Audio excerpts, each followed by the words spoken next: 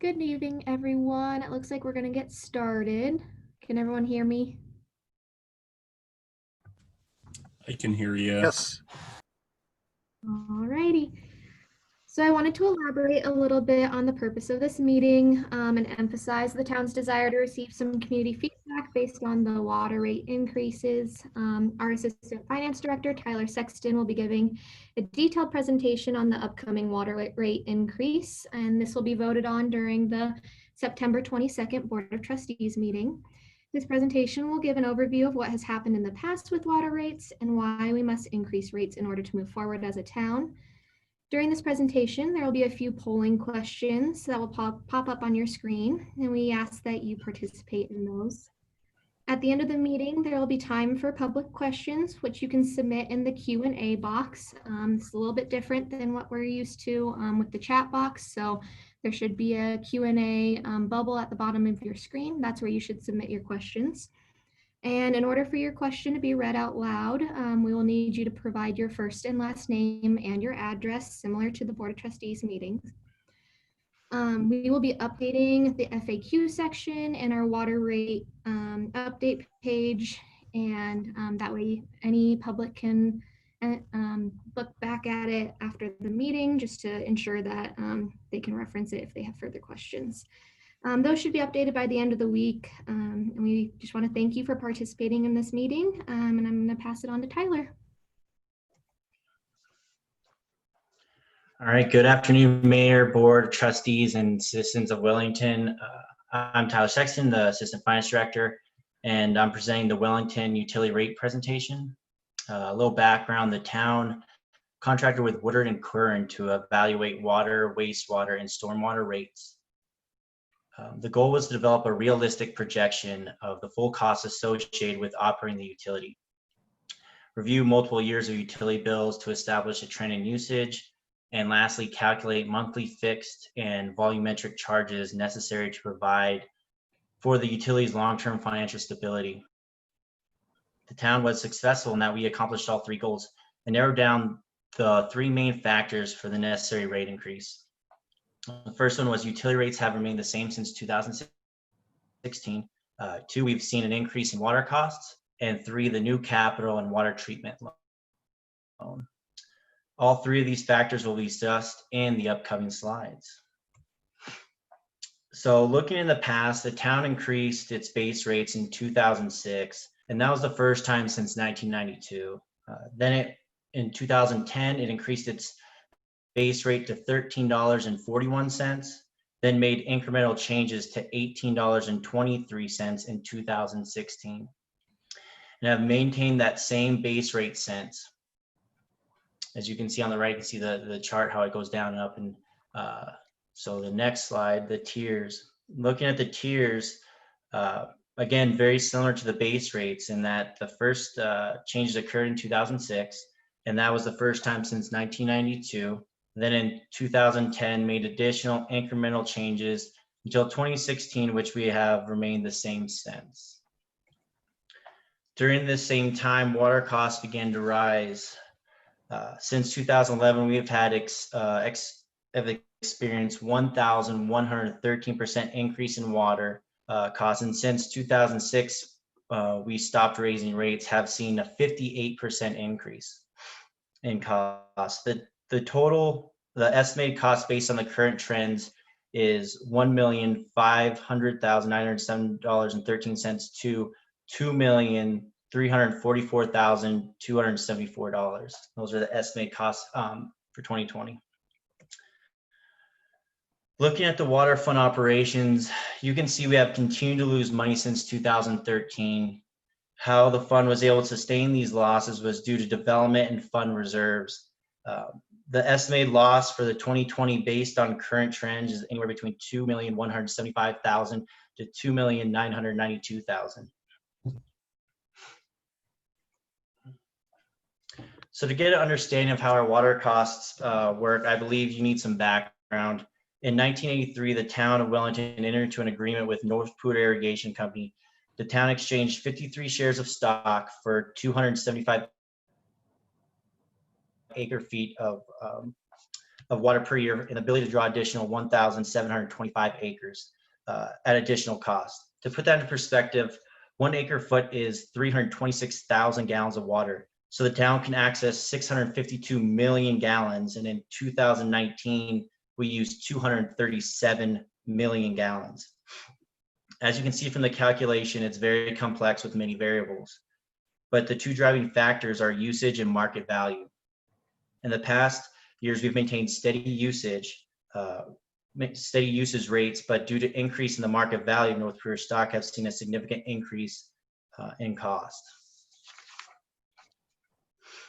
Again, water consumption is the big factor in this calculation.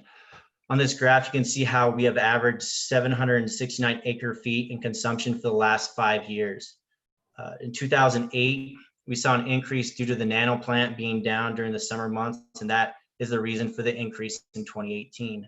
Unfortunately, for the current year's consumption, we've seen significant increases, and based on the current trends, we can expect to use anywhere from 903 to 1,200 acre feet, and that is 24 to 65% increase from the prior year.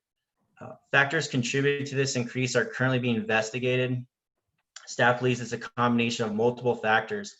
One being COVID has more people working remote and being home than prior years, an increase in outdoor use for lawns and gardens, summers than previous years, and new development and construction use. The market of North Career stock has increased 239% since 2013, which has directly contributed to the increased water cost. Based on current data, we estimate 2020 fair market values to be $200,000. So this slide shows the relationship between acre feet and North Poudre share price. I've entered the estimated usage for 2020 to give you an idea of where the 2020 costs may end up. As you can see, if you keep the usage fixed and increase the fair market value, a 900 acre foot usage can cost between $502,000 and as high as $1.597 million. And similar to the 1,200 acre foot, where the price changes from $724,000 to $2.34 million, all because of share price. The big issue with having costs tied to share price is it's very difficult to stabilize the rates due to the fluctuating value.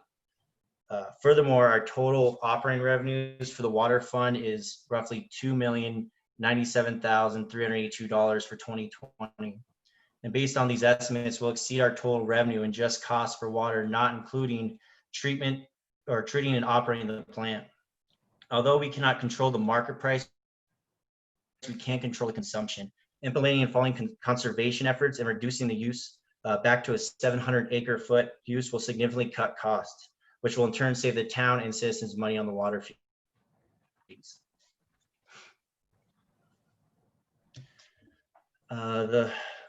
The final factor in the rate increase is the need for capital improvements. This includes property, plant, and improvements for all things related to the water fund. The water fund is a proprietary fund, meaning it's run very similar to a business, and that all revenues come from its services, and those services must be sufficient to cover all operating costs, capital improvements for current and future needs. The two major sources of revenue from the water fund are fees for services and impact fees from development. Impact fees are used by the town to pay for these need improvements to accommodate the impact of the new growth. These are one-time fees, and they should be used for capital improvements, not ongoing operations. I've attached the last 7 years of impact fees collected for the capital improvements, which have allowed the fund to operate a loss since 2013. The town staff and board of trustees engage in a capital improvement plan every year to discuss the best use of these impact fees to better all things related to the water fund. This slide shows the current 5-year CIP, the capital improvement plan, and all current and ongoing capital projects from the town's water fund. I've highlighted the water plant expansion project, which is funded by Colorado Resource and Water Development Authority, or CWRPDA, which we pay an annual loan payment of $1,464,764 per year. With that increase of cost for the new treatment plant, the current utilities have to increase to pay for the ongoing payment, and this being the last and final factor leads to the increase of the rates. So this shows the current rate structure, and if we maintain our fees, what will eventually happen to the water fund. The fund balances are total cash reserves for the current and future expenses. The purple line shows our current operating debt and capital improvements costs. As you can see, we are projected to lose $3,624,904 in 2020. This illustration shows that doing nothing is not an option at this time. Rates must be increased in order to continue to supply water to Wellington residents. So this cash flow analysis of the fund and gives you a deeper look into how the numbers are broken down on a cash basis. Again, the fund will be out of money by 2022 if no action is taken. If no action is taken, the board will have to approve a non-compliance with the adopted fund balance policy. If the town reserves drop below $1,465,000, Colorado Water Resource Power Development Authority will require an explanation as to why we are out of compliance and how we intend to restore compliance. If needed, the authority will require the town to complete a water rate study and raise rates within 6 months after the report is completed. Lastly, if the town continues this trend and is unable to restore the fund balance, the town will become insolvent and forced to declare Chapter 9 bankruptcy. So the board wanted to see if we were to implement a fourth quarter increase, how that would affect the 2021 increase by doing it 1 quarter earlier. This slide shows the relationship. As you can see, for every $5 increase in the fourth quarter results in approximately $1.58 decrease in 2021. I've highlighted 3 scenarios that the board could implement. The first one is to maintain current rates, which would require a 297% increase in 2021, resulting in a base rate of $74.94. The second scenario is to increase similar in size. The first one would be an 86% followed by a 100% increase, resulting in a $69.83 base rate. The third is a large increase of 218%, followed by a much smaller increase of 3%, resulting in a $61.93 base rate. And I've broken out each scenario further detail for the next few slides. Scenario 1. I would like to start by explaining some common themes you'll see in the upcoming scenarios. For each scenario, you'll see a large increase in the first year and possibly second, depending on the initial increase. In 2023, the rates will begin to decline. This is due to the capital projects. In 2020, 2021, and 2022, we have large capital anticipated, project anticipated for the water fund. Due to these large capital expenditures, it drives up the rates for those years. The capital projects begins to decrease in the years 2023, 2024, and 2025. As we update our capital improvement plans, you may expect those numbers to change and possibly see maintained base rates or increased. So scenario 1, we maintain the current rate structure for 2020. This will require a significant increase in 2021 in order to comply with fund balance policy. You're looking at a 297% increase for a base rate of $7.94 and an estimated total bill of $146.69. So scenario 2, we'd implement an 86% increase to the base rate on October 1st to $35. That would increase users' bill to $99.02, then a 100% increase on January 1st to $69.83, which would increase users' bill to $141.58. Scenario 3, we implement a 218% increase to the base rate on October 1st to $60. That would increase the user's bill to $124.02, and then a 3% increase in January 1st to $61.93, which would increase users' bill to $133.68. So staff broke out the pros and cons of each option. Scenario 1, the pros: maintain current pay structure for 2020. After the initial 297% increase, users can expect a decrease in rates going forward. and maintains fund balance policy. The cons is a 297% increase in 2021, which is the largest of all the scenarios. Scenario 2, the pros, step-like structure. Users' max base rates will be the least of all the scenarios and maintain the fund balance policy. The cons, users will experience 3 years of rate increases, and 2 of them will be 100% increase. Scenario 3, pros, after initial increase, less dramatic increase of 3%. Users less impacted by the second required rate increase and maintains fund balance policy. The cons is the second largest base rate increase of all the 3 scenarios. So now we have a poll question for you guys, if you guys could answer it for us.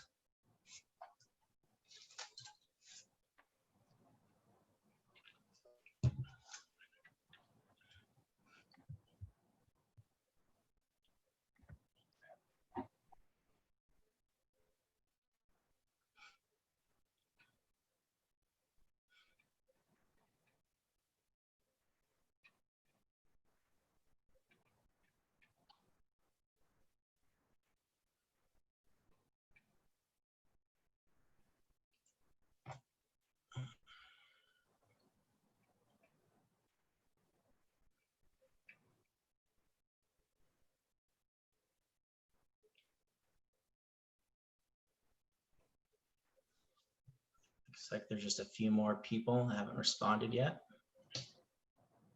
Give a little more time, we'll see.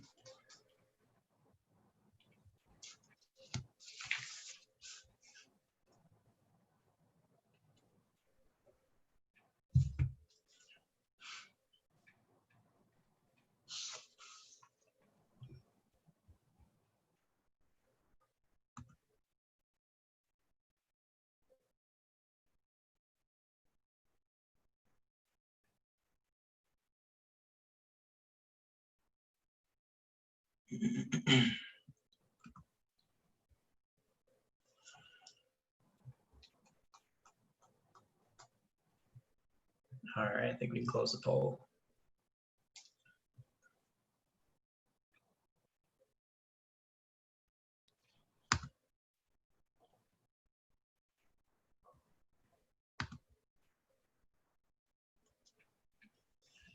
So it looks like for the question, what water rate increase scenario would you prefer? 12% said scenario 1, 12% scenario 2, 29% scenario 3, and 47% was not sure. Okay.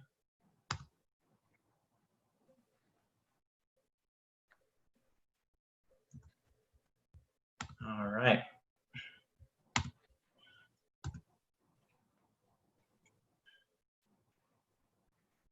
Okay. So in addition to the water rate increase, Water and Current recommended we increase our stormwater fees 12% for the next 3 years, and then 3% for 2024 and 2025. The wastewater fees, they said, can maintain the same. So this is the communication timeline. We have issued a survey for all who have not filled it out. Please do so on the website or come to Town Hall, the annex, or the post office, and you can get a paper copy. And for all of those who took the time to fill out the survey, we greatly appreciate and value your responses. This survey will close August 24th, and at that time, we will collect all the responses and share that with the Board of Trustees September 8th. Those results will help the board make the decision scheduled for September 22nd board meeting, and depending on the scenario, rates will go into effect either October 1st or January 2021. And so as always, questions?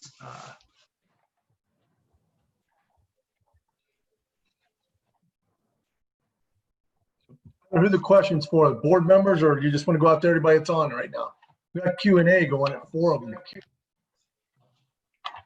Yeah, questions for the board? So staff. Anyone? Okay, so we're going to be reading the questions, and then this will be directed towards the board to answer. So board members, you have the ability to unmute yourselves if you do have an answer. So we'll just start from the beginning. One resident is asking, what about increasing a greater portion to developers and new construction instead of raising to all?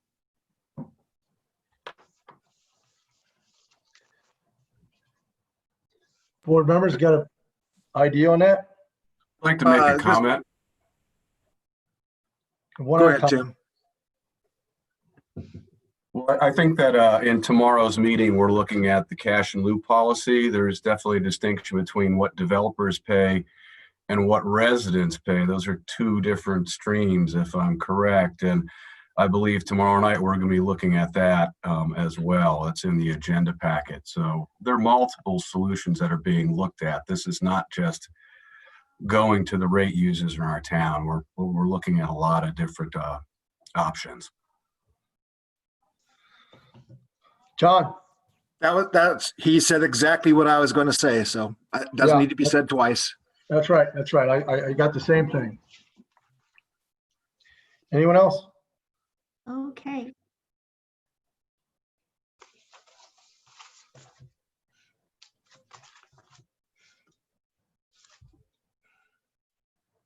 Alrighty, so has anyone looked into what the current economic impact of COVID-19 has been in Wellington to help drive the discussion as to how much of an increase we can shoulder in the next 12 months?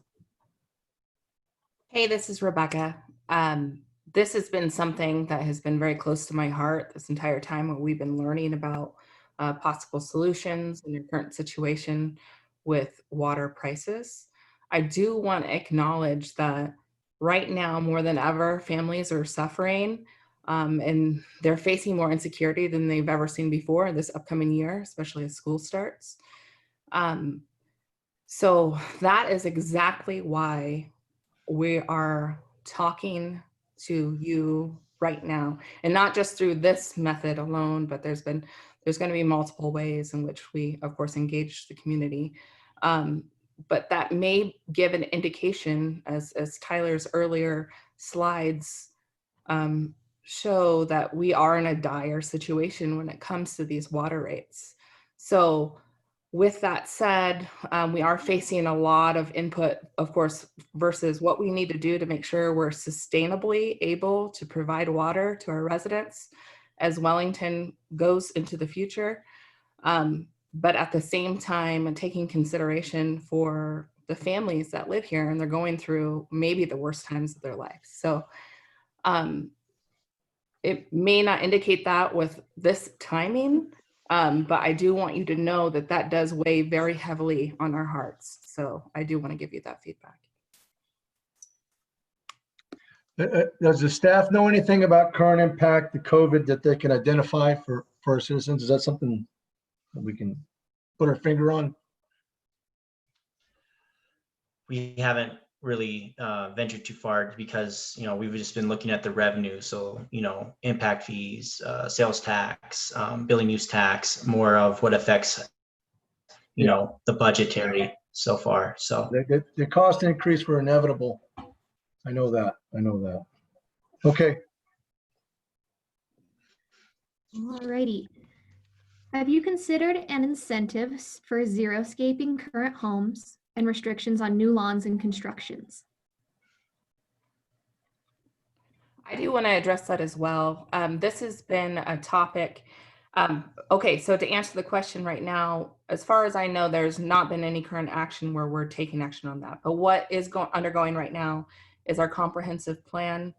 That we have a firm that's collecting data, needs, wants, and essentially how we're going to be shaping the Wellington of the future. And this has come up on multiple occasions when we're talking about the vision of what Wellington looks like. So this is a big opportunity for us to rework our priorities, and then not only just rework those, but that make those integral and part of our code and ordinances in all of our plans moving forward. So as much as I can't say we've already done that, we're already doing that, I'm not going to lie and say that's the case, but I can say it's on the radar. It's been detected. We've been reporting out on this as a concern, and I am very confident that that will be shown and surface in our comprehensive plan. So but I appreciate that feedback. And when people have other ideas like that, I love hearing them, because that's exactly what we need to do to conserve water. Obviously, we're talking about water rates right now, but the conservation of water is ultimately the most important part of this for long-term, forever Colorado and water. So, but I do appreciate that. And I do encourage you also, when you see those surveys about what you want Wellington to look like, and they're involved with the plan well, hashtag plan well on social media, please engage, please give feedback and say these things. We're taking them as we hear them, but it means even more when it comes from all the folks. Any other board members want to comment on the possibilities of xeriscape and that sort of thing, conservation? This is Tim Whitehouse. I think the Wellington of the future is probably going to look different than it does now, just because I don't believe water is a scarce resource and every municipality is looking for it. And people are coming here. So I think I think we would need to be looking at that. We certainly have a water efficiency plan. We need to be implementing some of those things. You know, as regards restrictions on new lawns and construction, that is really, I think that's something, new construction, I think we're going to have to be looking at that as a policy side to see what is an appropriate growth rate, but there's nothing been determined at this point. I think it should be noted, if Cody's on board, most of our new development, all the irrigation systems are non-potable water. Is that right? Hi, Mayor. So this is Cody Bird, Planning Director, and that's mostly correct. 95% of the current construction going on in the town of Wellington right now is on a non-potable irrigation system for their landscaping. It's an important note. And is it the HOAs that drive the landscaping, or is it the town? So Mayor, this is Cody Bird again. The town does not have landscaping requirements except for some of our commercial development standards. So residential lawns, there's not a town requirement. We are aware of some HOA requirements for watering lawns, but those are not enforced by the town of Wellington. All right, so it is something we can take up. Okay. Anyone else?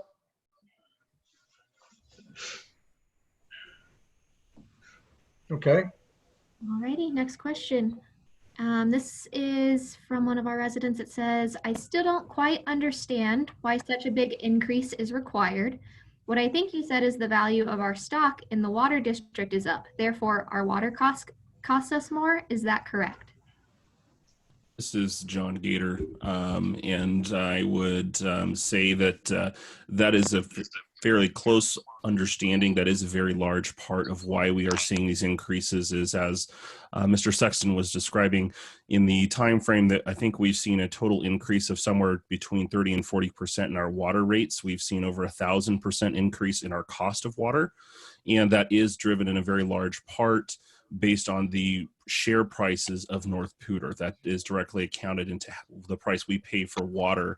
And so the reason that such a big increase is required is that, unfortunately, for whatever reasons it didn't happen, this was not addressed, as Mr. Sexton said, back in 2013 when the water fund started losing money.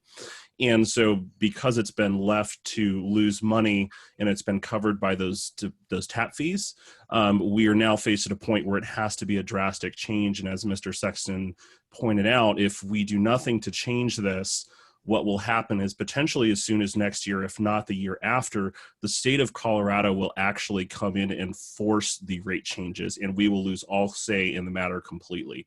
So it's not an answer of, do we raise them or not? It's in question of, do we have any control or say in the matter, or do we wait another year and then we have absolutely no choice in the state, and we have no idea what the state will do.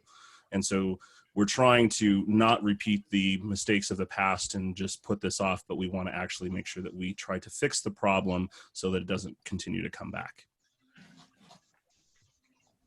John, to add to that too, let's keep in mind also, part of this cost is associated with the bond that will be building our new water treatment facilities.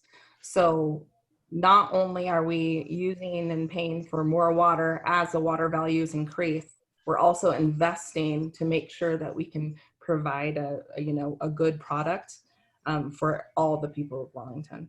So that's also part of this as an investment as well. In my mind, that's how I see it, but it is involved in a significant $1.6 million payment yearly that is affected by these water rates. Good points, guys. And make sure you understand that we are providing for future growth should it become necessary, much more than what we would need, but this is something that needs to happen. I don't think it's fair to say mistakes all the time here.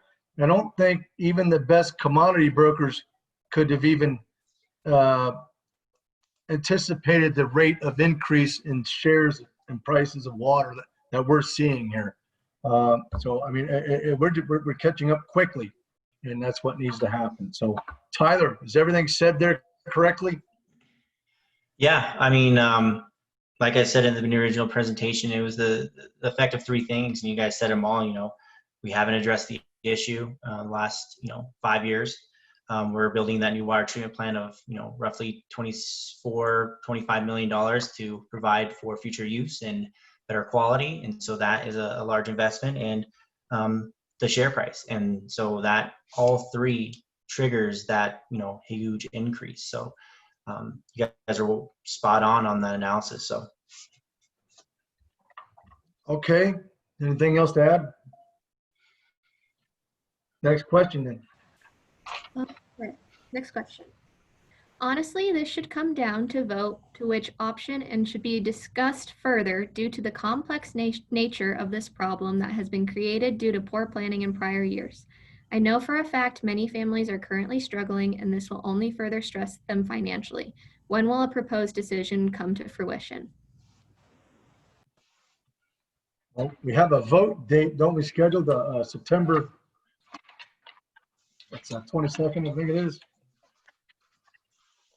The proposed schedule is that what the water rates will be increased to will happen for Q4 of this year. So meaning your October bill, depending on your billing, I'm not sure exactly how the billing periods might work, but it would affect rates according to October, November, and December and onward.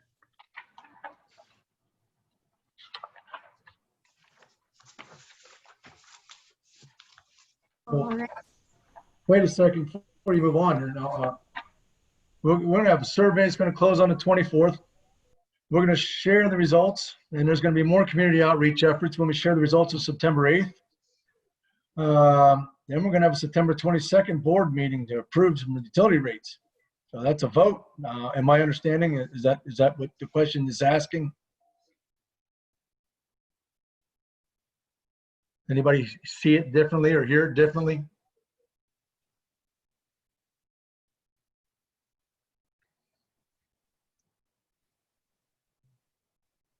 Okay, I guess not. Is that true? That's what we're headed down. That's what we're doing, Tyler, right? That's what it says, communication timeline right here. that's the plan. We'll finish the survey. You So- guys will do the emergency meeting September 22nd. It'll get in place on October 1st. Residents should see the first, the billing's always a month in arrears. So the first bill that they would see with the new intended rates, if you guys so choose October, but if it would be, November would be the first time they'd see that impact. So that's the plan so far going forward. Board members, you got any comments on that? As Tyler mentioned, that is, of course, that's all based on how the vote actually goes, whether it will be October, what the price might be, so those are still up in the air. But I think that's the proposals that we've seen today are based on the October date. Right. Yes. Correct. Yeah, that's correct. If you guys choose to go forward with, an October 1st date, we would, lock in the rate September, and then, and you could still decide on September 22nd for the January one. It's just they wouldn't see, the residents wouldn't see that impact till February. So just however the board decides. Well, we probably need to get as much input on these scenarios as we can from residents. you know, what's going to be the most palatable. We need to get that. We need to really get that one. Okay. Got another question? Alrighty. This one says, how much has, and I think they mean capital expenditure, has the town invested back into the water treatment plant and sewer treatment plant in the past 8 years? Has this investment kept up with current growth of the town?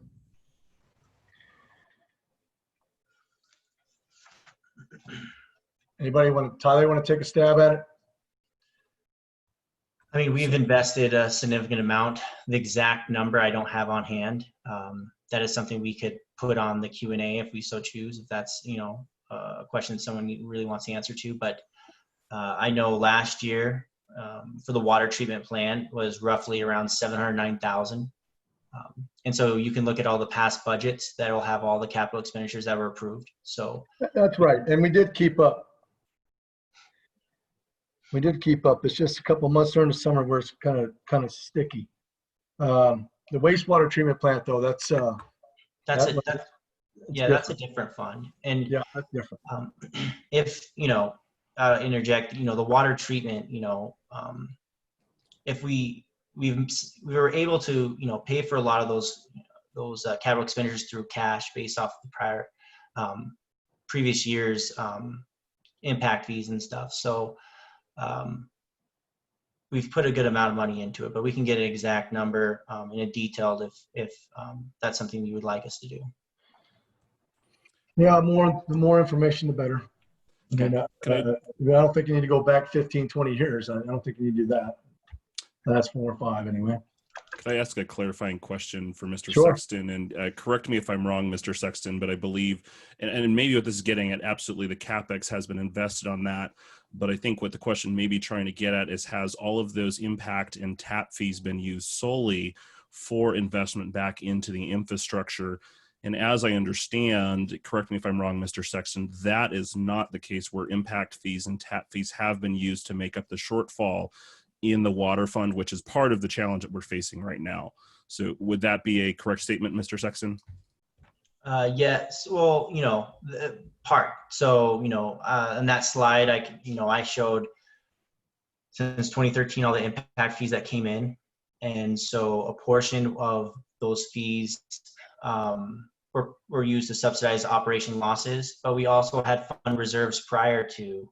So just know exactly which ones were impact. It's hard to tell, but you'd be correct in saying that, you know, at least some of the portion was used for operational losses to help subsidize some of those costs. So you'd be correct. And I think that's part of the goal behind doing this, is so that that does not need to be done, so that those tap fees and impact fees that are collected for developers, that as citizens have brought up, that developers should be paying for the additions to water, and that's exactly what those fees are meant to. So part of the goal behind this is to allow that to happen. But for that to happen, the cost in the income that comes from the water, that has to be equal so that we can actually use that development money to go directly towards improving the plant and things like that.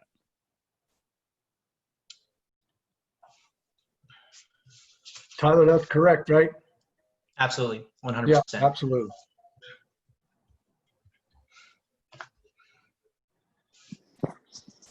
Mr. Anyone else? Sexton, Ashley Go ahead. McDonald. I have a quick question about impact fees for you. So just for clarification, if you have a couple of different impact fees, for instance, let's say you have a road impact fee. Road impact fees can only go towards road funded projects. So water impact fees can only go towards water impacted projects. They can't go towards things like road projects, correct? That's correct. Thank you. And to follow up, when we bring in those, you know, on our frequently asked questions, there is a question regarding the impact fees, and if any, you know, citizen wants to check that out, they can see, you know, from one bill, you know, one permit, we get a variety of impact fees. So each fund gets its own portion. So, you know, it's a bunch of, you know, fees, but it's split out for specific uses, and that's the purpose of collecting those fees.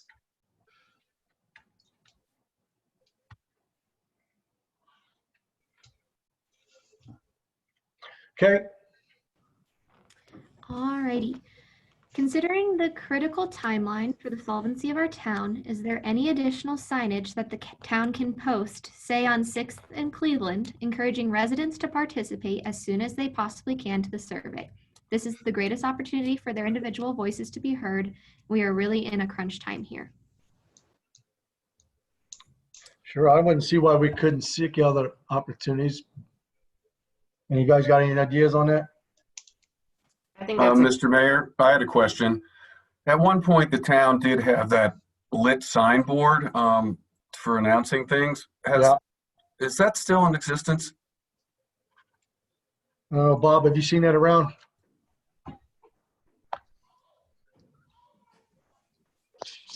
Mayor Hammond, this is Trustee McDonald. I can answer the questions about the electronic sign. The electronic sign was purchased jointly between the fire district, the town, and the Main Street group, and each agency has a different part of carrying and maintaining that sign. Currently, the electronic sign is stored at the fire district. There's been issues with a power source for it. Yeah. If it's not hooked up to a direct power source, the screen shorts out. So if we can find a direct power source for it, I think that we can try it, but I can't guarantee that it's going to work right. No, I know it. That's why it was pulled. I remember being pulled for power source reasons. We can certainly look into it. Let's put that on our radar. That's easy to do somehow. Okay? Any other board members got a suggestion on that? I think that sounds like a great idea. I do just want to state that usually, you know, these would be things that we would have in-person meetings or try to hit people up while they're playing softball or whatever the case might be. So we definitely are dealing with different times, but I think we could do a better job outside of social media of soliciting responses. So I think that's a great idea and we'll definitely pursue that. Okay. And board, this is Hallie Sheldon, our town intern. Just for reference, we've already had 540 survey responses back already, so that's phenomenal. And of course, we want to continue to encourage residents to keep taking the survey, but I've been really impressed so far with the contribution from the residents. That's awesome. That's really good. That's exciting to hear. Thank you. Yeah. All right, so next question. Can we do a bond mill levy that would be rolled into taxes instead of or in addition to water rate increases such that the water rate increases can be less? Good question, Tyler. I don't think that would be something we'd want to do, to be honest. You know, we could just simply raise the rates and not have to do a bond or mill levy, voted on the board. In sense, we're basically doing that without attaching it to property taxes or anything sort of that. So we could look into if that's something, you know, the board is interested in and see if that's even a possible option. But I think the simplest, and, you know, with the rates, the big kicker is that, you know, with the market value and usage are going to drive a lot of the rates. We want to be able to track this very closely. And so say the rates are going up even more, we can increase it very easily. If the prices begin to swiftly decline, we can back off on the rates, and a mill levy might be a little more challenging and difficult to get approved than just simply board approval of increase and decrease the rates, in my opinion. Well, there is trends where the costs have gone down. I mean, in fact, they have gone down over the couple of years one time, and I don't know why that was, but they did. So there is better flexibility with handling through rates, for sure. But might be more palatable to spread it out. I don't know. Maybe something on the radar. Go ahead. I have a quick question. Can we do a dedicated mill instead of a mill levy increase? Do we have any current dedications against our mill? I have to look into it and get back to you on that. I'm not 100% sure. Yeah, Tyler, put that on your radar if you would, please. Okay. Sure. It's a good question. Something that Tyler just said that I do want to comment on, though, is that the ability to be flexible is important, because going forward, this will not be something that we address when it's a problem. It's more like a yearly maintenance of where our water rates at and where they should be. So we'll be monitoring this constantly going forward, rather than once every, I don't know, 5 years or whatever our models might show, but that's just for the purpose of planning. But this is going to be something that's going to be constantly inspected moving forward, per the baseline that's being created by the board right now, that's going to be required. So that flexibility will be important, knowing that we will have that input and ability to move and to make decisions as needed in the future as well. Okay, any other members got something to say on this? Okay, Okay. If residential development is contributing to the problem, is there going to be a moratorium on building? As someone in the process of moving to Old Town Wellington, I'm afraid of the utility costs, which are going to be more than triple the costs in all nearby municipalities, and know others who are as well. Cody, what do you think is going to happen to development once you start raising rates? This is Cody Bird, Planning Director. The best guess that we can provide is that the natural market conditions of increasing the cash price for water and the natural water rates across are going to naturally slow development throughout this process. We expect that to begin tomorrow night with the discussion about raising the cash in lieu of shared dedication for new development in Wellington. Board members got anything to add? I would just, this is Tim Whitehouse. I mean, residential development is something that we are somewhat tied to because of the impact fees and how they fund town operations. I mean, as part of, there's 3 or 4 different things going on that the rate study is part of it, but renegotiation of the North Poudre irrigation contract is ongoing, looking at revising the cash in lieu policy.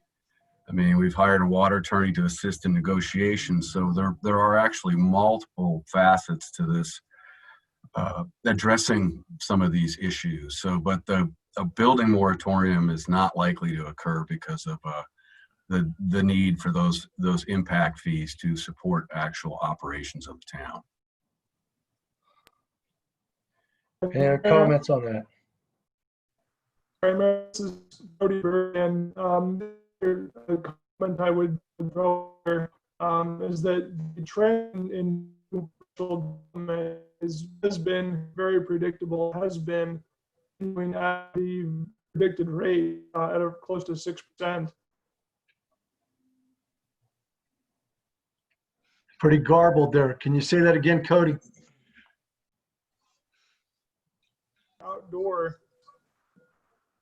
Excuse me, I'm experiencing a glitch in my system. Can everyone still hear me? Yeah, try to do that one again, would you? Yes, absolutely. My apologies. I had an internet disruption there. So my comment was along the lines of we're seeing a trend in residential development that's consistent with what was predicted at around 6%. As we continue to see that new residential growth continue, as commented on earlier, that most of the new subdivisions, all but one, have non-potable irrigation systems. So the outdoor irrigation component is not a factor in the new residential development that's occurring. So the only addition to the new development is the indoor consumption, which is a very predictable number on a per capita basis and is consistent with all of our projections. Oh, okay. Anyone else?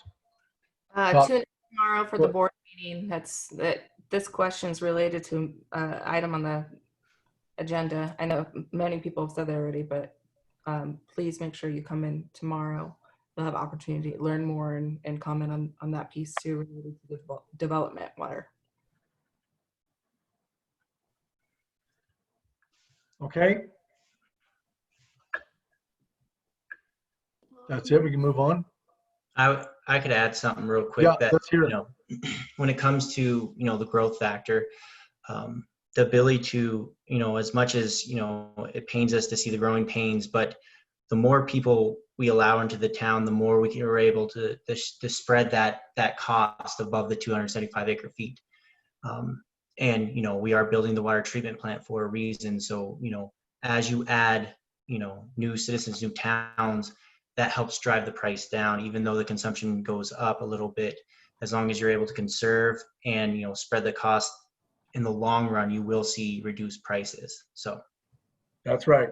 And not only that, we're not sitting here trying to explode this town with growth here, but more rooftops you get, sometimes that attracts more commercial growth as well, which is something we desperately need. Any other board members? Well, Mayor Hammond, you brought up a really good point about the residential rooftops. Part of the reason I think that we're in this situation is because we wanted to encourage growth in the community and keep it affordable in a way. But one of the mistakes that we made was that we didn't set a cap for ourselves. We didn't set okay, this is the threshold, and when we reach this number of rooftops, we're going to be a little bit more particular about the type of development we bring into town. And by not thinking further ahead, you know, it's kind of put us in this situation. So I don't think it's really, you know, stopping growth altogether is a great idea, but I think we can be a little bit pickier and more strategic in our thinking about what kind of products are coming into our community.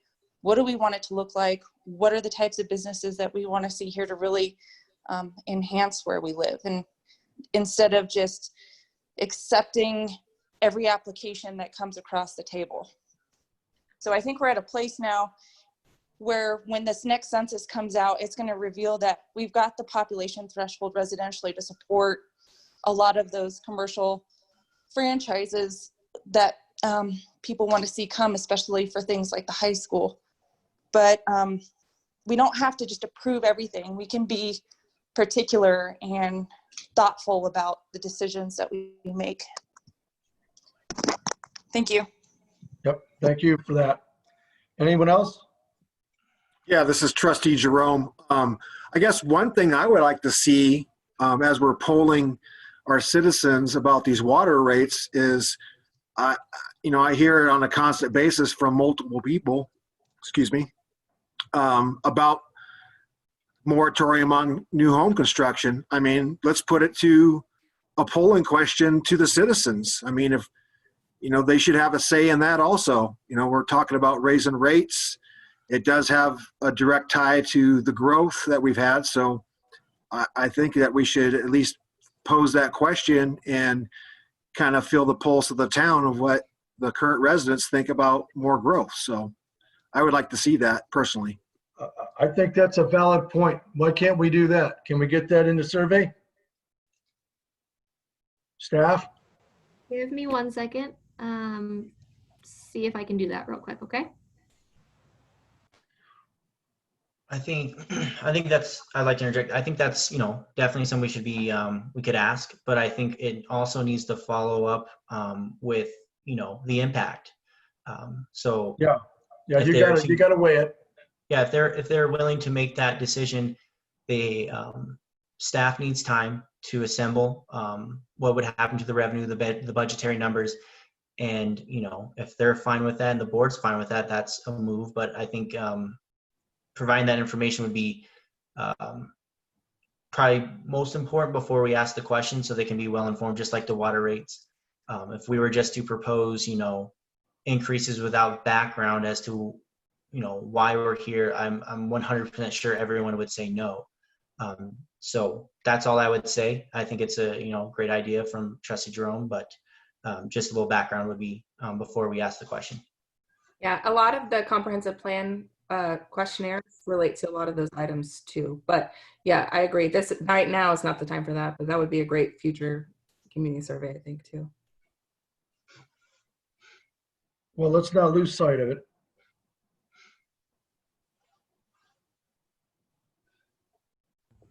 Alrighty, shall we move on to the next question? Sure. Okay. You present 3 options to vote, but I believe there's more than 3 options, and the not sure survey answers might mean none of the above. What weight will be given to tonight's survey?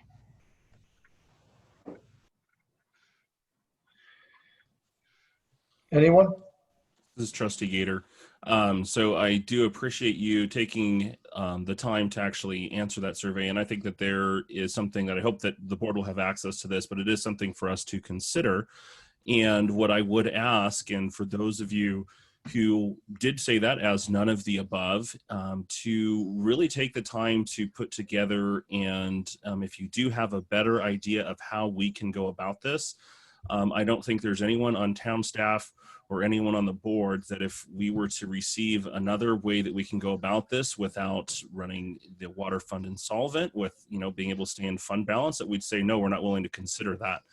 What we've done is we've tasked our staff to come up with several different options, taking different things into effect that we as the board and our staff are aware of into consideration, into coming up with those 3 options. And so if you did answer meaning none of the above, that I have a better way for us to go about that. I ask to you is please reach out to us and let us know what your idea is. Because if you have another way that we can go about and address this, right, and this isn't something we can wait on, right? We have to deal with this. Again, the concern here is if we don't deal with this now, the state will come in and force that decision. And so we will get no say in the matter. And I don't want us to get to that point. But if you do have other ideas of how we can go about this, please take the time to get that to us. So is there a way to get that for like additional comments on the survey? Other options? So on the current survey that residents are taking, there is a comment box at the bottom that they can provide any additional feedback or questions that they have, and we're reviewing those as they come in.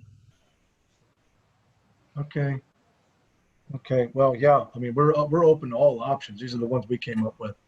Also, keep in go mind, ahead. just, us coming up with these options, there was a specific firm that was hired to do a professional study of our current water situation.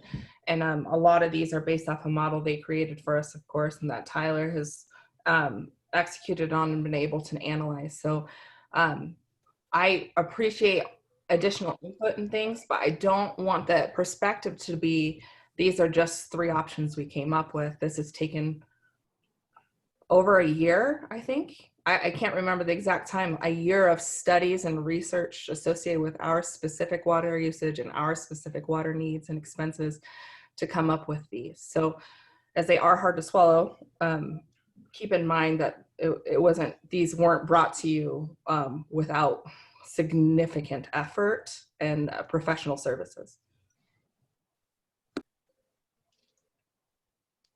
Okay.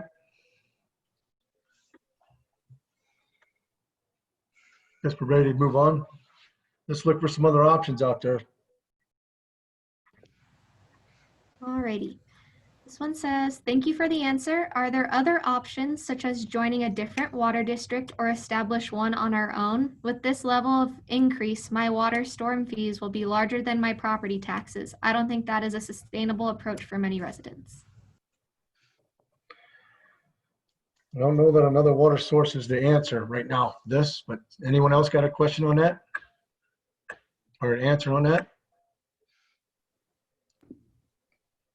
I agree that the idea of the sustainable approach is concerning, and that is why we can say that we are approaching this water crisis in general from so many angles at the same time, to bring any kind of care from any one of those perspectives in order to make it more affordable, sustainable, and the best possible product it can be to come to our consumers essentially as a utility. So I think that's why it's really important. And this board has made it a priority to say none of these water issues are just going to be handed off for future boards.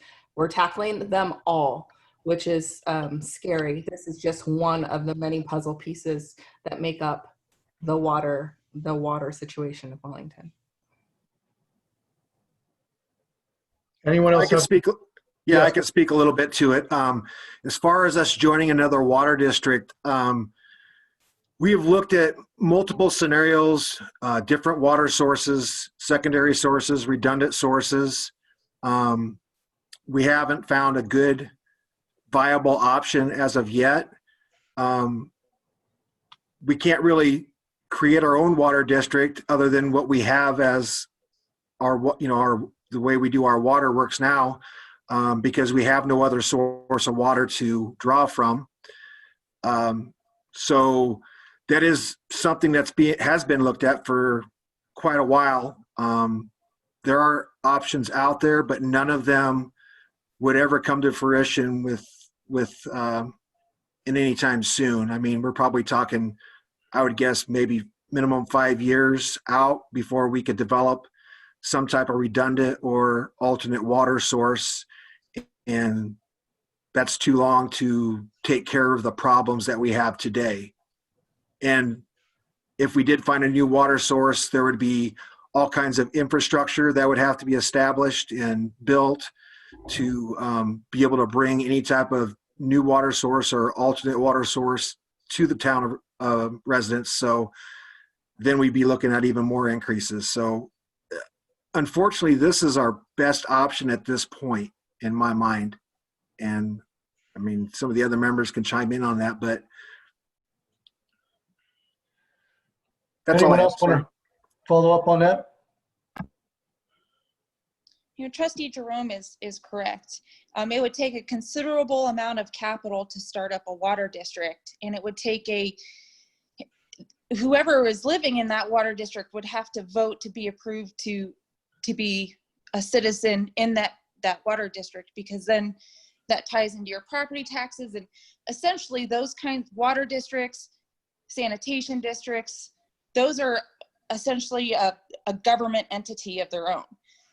So you're correct in that if there was a separate water district that wanted to be started, they would be in the same position that we are, because they would have to bring in their own water as a water source, put in their own infrastructure, and then they'd have to have taxpayer approval as well to be included into that water district.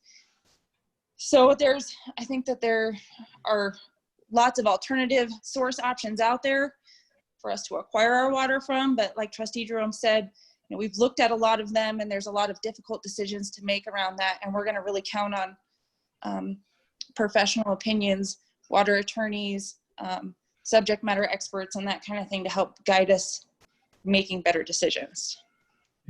Anyone else want to follow up? Let me follow up a little bit on this note here for Trustee Jerome and Trustee McDonald and everyone.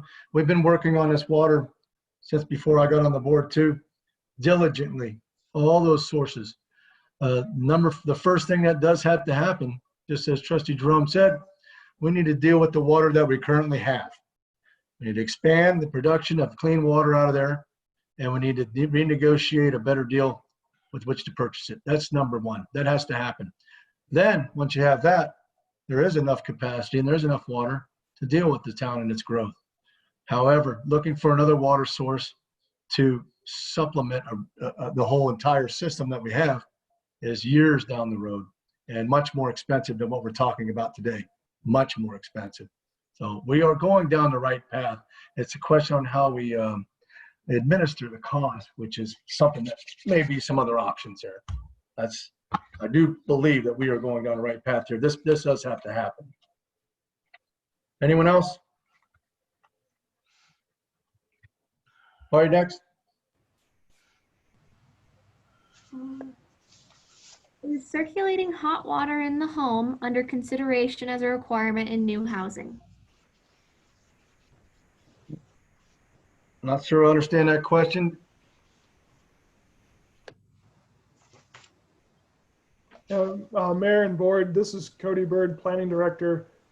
Likewise, I'm not sure that the person who made this question post got all of their thought down, but I read it to read, along the lines of, are there water conservation measures that are being looked at for new housing or the town in general? And I would say that yes, the town has adopted a water efficiency plan that identifies a number of examples of water conservation measures that can be ranging from a requirement to an incentive program, and those are being considered. Anybody want to tackle this at all or add in?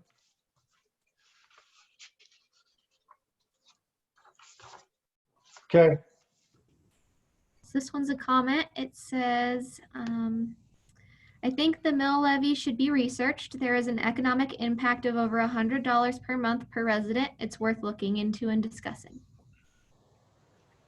can't disagree with that, Tyler, right? You got that on your radar. Yeah, the only comment I'd have is if we were to do the mill levy, basically what you're doing is you're just going to be shifting the cost from your property taxes, which you pay monthly, or, from the bills that you pay monthly for the water utility to the property tax. So, Which it would is be the rolled into same your amount. mortgage, right? If you have it. Yeah, so your mortgage would go up by the same amount. So I mean, we can look into it, but Tyler, just for clarification, that's if you increase the mill, not if you do Correct. a dedicated mill, correct? correct. So a dedicated mill would be a specific portion of the collected property taxes that are specifically reserved just for whatever that designated specific mill is for, correct? Correct, and it would be addition to what's already been stated. So when we passed the water treatment plant loan, we added additional levy to the property taxes to cover, some of that. So that it would be very similar to that. It's just shifting the cost, I suppose. But we'll look into it and Yeah, see if we it's need to something circle else. back on that, okay? Especially the portion of the levy that we shifted already. Even if it's just for peace of mind for public perception, showing them that this Yeah. is a dedicated portion of our mill that's being used specifically for this portion and it can't be appropriated anyplace else, I think might give some peace of mind to the residents that are going to have to be paying for the future development. It might be a better alternative than trying to do a mill increase for sure. Thanks, Tyler.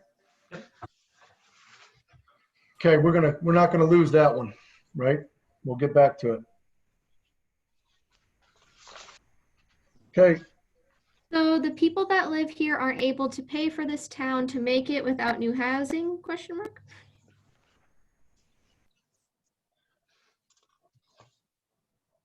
Tyler, you want to try that one? Sure. So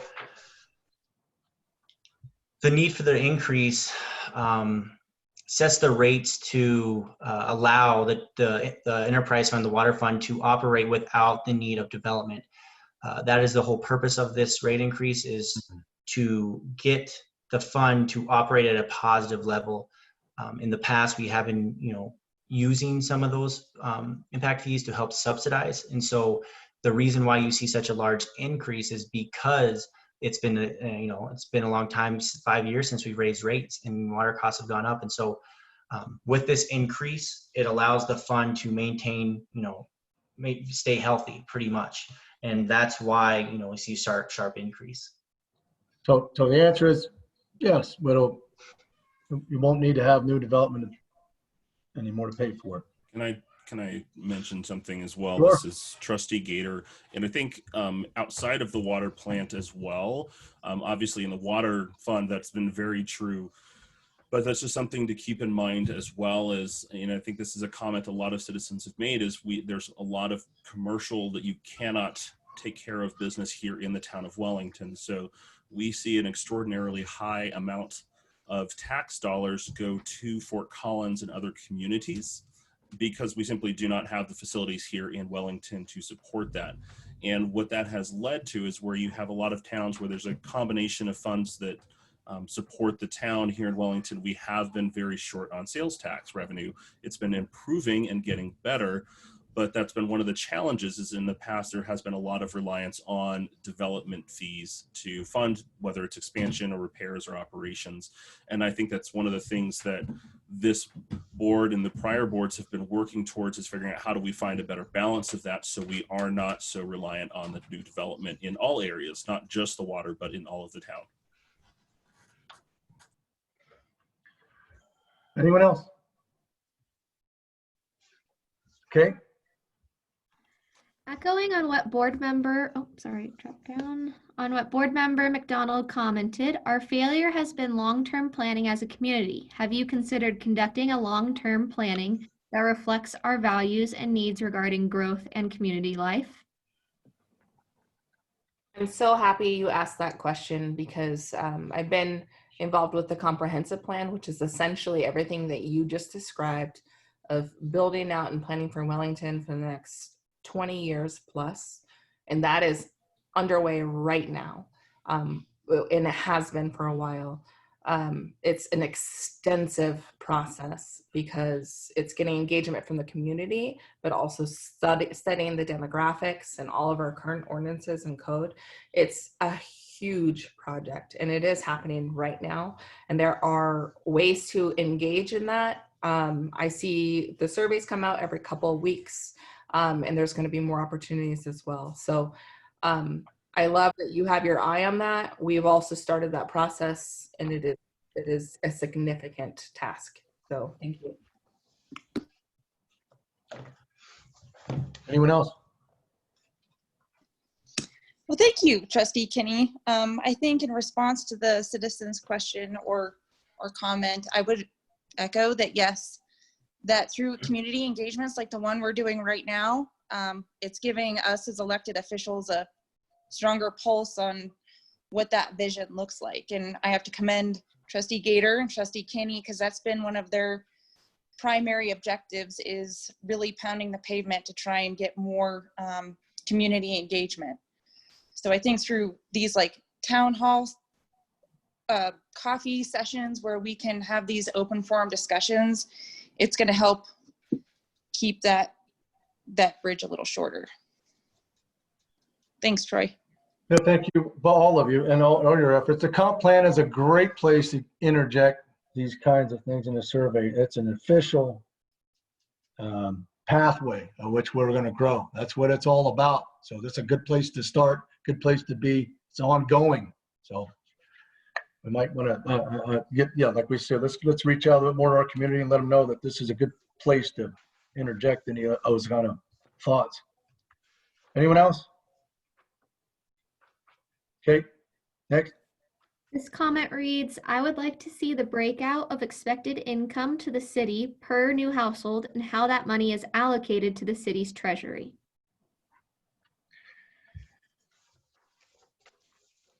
I'm not sure how to answer. Tyler, you got an answer for that? I mean, I can look into it. I'd have to work very closely with Cody to kind of break that down. Make a note of it. Might be something worth. It sounds like it could be something a basic question that basic answer is something once you get the figures. Kind of be interesting to see. Go ahead. Yeah, Mayor and Mr. Sexton, this is Cody Bird, the planning director. I think obviously the town collects a multitude of impact fees and other fees with new permits for new homes. But I think relevant to the question tonight on the water rates, there's a relatively straightforward answer. It's not the specific monetary value, but in general, on a new home construction, there's really three components that benefit the town from a water perspective. The first is a raw water fee or water dedication requirement that new homes are required to provide at the time of a building permit. That's the raw water component, is how we acquire new water to provide for new development. The second component is the water tap fee, which is the capital cost of buying into our distribution and treatment system. That capital cost pays for capital expenditures to expand and upgrade and reinvest in the existing plant. And the third component is, of course, the water utility rate that the end user pays once the home is fully constructed. And the raw water utility rate is what pays for operations and treatment for the water delivery. So when you look at those three water components to new construction, those are the three revenue streams the town collects and how they're used.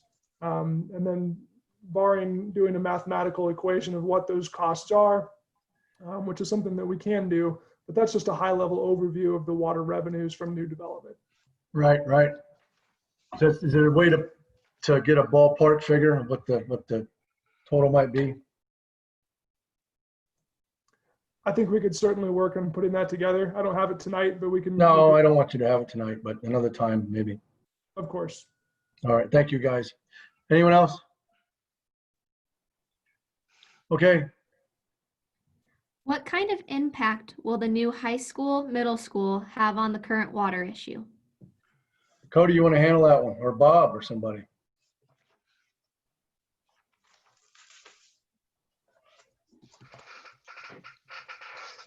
Mayor, this is Cody Bird again. I'll start that, and then if Mr. Gowing has any additional information he'd like to provide, he can jump in as well. The town staff is currently in negotiations with Poudre School District to evaluate their water demand for the addition of the middle school, high school at the new site. We're working through that, and there's still a few questions left unanswered. But what I can say is that we're working with them to identify what the internal or the indoor demand will be. The school property does have well water available to it, and they will be irrigating the outdoor components of that site with well water. So the increased demand will be for the indoor consumption for that site only. That's predominantly not during peak times of the year, I think, right? There's definitely a factor to consider there, that the peak times for a school is a different distribution than our residential component. And I don't have all the information on that specifically, but you're absolutely onto something there, that there is a difference in the peaks. Okay. Bob, anything to add? Bob Gowing, Director of Public Works. No, I think Cody said that very well. There's also just the timing factor that it's going to be a while yet before PSD opens. And with our water plant expansion project, we are looking at some kind of interim production improvements that we could implement that would coincide with that increased demand. Mayor Hammond, you had a pretty good point about their demands don't necessarily coincide with our peak demands. It's those summertime demands for us that really drive the boat in terms of how much water we need to produce. Right. How do they pay for water? As Cody mentioned, we are working through their impact fees. Okay. Right now. They've asked for a 3-inch domestic water tap, and that falls in the negotiable range in our impact fee structure. So we're working through that right now. We're looking at some of their historic use information from other school sites, and going from that, putting it in the framework of our current and future the impact fee structures, especially for raw water. We'll have some numbers for them pretty quick. Good. Anyone else want to say anything on this? Okay.